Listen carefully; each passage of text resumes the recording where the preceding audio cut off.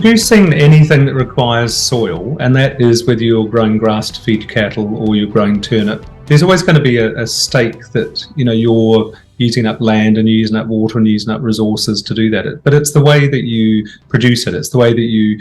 put your sort of drive your policy and your business, and you think what is important. The important, as far as I'm concerned, is that in 150 years the soil should be as healthy as it is now, the rivers and the oceans should be as clean as they are now and no dirtier, because we know more now than we did 20 years ago, 30 years ago. Different industries use a lot of water. So I know in California a lot of the sort of the soil and the erosion has come about through growing nothing but almond trees, and they use an enormous amount of water. So, you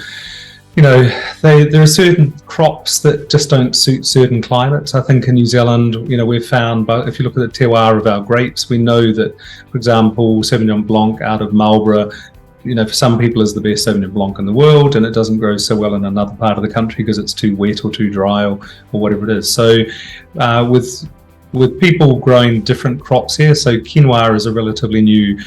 crop for us in New Zealand, you know, and it's farmers, the people that I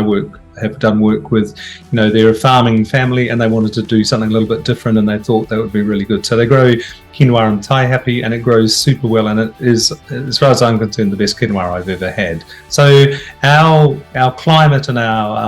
the te wā around the country suits certain things, and I think so long as people don't try and put livestock in areas where